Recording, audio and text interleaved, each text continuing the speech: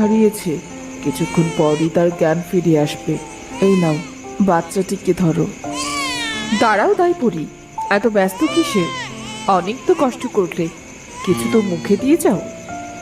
আরে না না নীলপরি, আমি এখন কিচ্ছু খাবো না। আমার মেয়ে শরীরটা বড্ড খারাপ, আমাকে এখনই ঘরে ফিরতে হবে। তোমার জন্য এক গ্লাস ফলের রস এনেছিলাম, খেলে খুব খুশি হতাম। আচ্ছা, বলছো যখন দাও।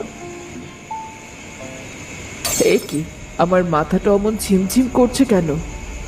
শুধু মাথা ঝিমঝিম না, এখন তুমি ছোট্ট পাথর পুতুলে পরিণত হবে।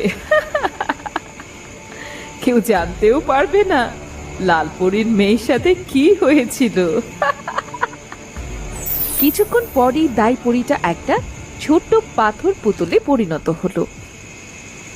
এদিকে নীলপরি তার মেয়েকে বলল, নীলা, এই পুতুলটিকে কোনো পরিত্যক্ত জায়গায় রেখে দে, যে ঘরে কেউ কখনো যায় না। আর হ্যাঁ, পরিরাজ্যের জাদুকরি আয়নাটা এক্ষুনি ভেঙে ফেল, যেন লালপরি জ্ঞান ফিরে আয়নায় কিচ্ছুটি দেখতে না পারে। এই দেখো মা, আয়নাটি আয়নাটি ভেঙে এনেছি। এই না হলে আমার মেয়ে, যা, ভাঙা আয়নাটি লালপরির হাতের কাছে রেখে আয়, আর এতক্ষণে আমি এই আপদটাকে পৃথিবীর কোনো নদীতে ভাসিয়ে দিয়ে আসি। তাড়াতাড়ি ফিরে এসো মা, না হলে যে লালপরি জ্ঞান ফিরে তোমাকে খুঁজবে।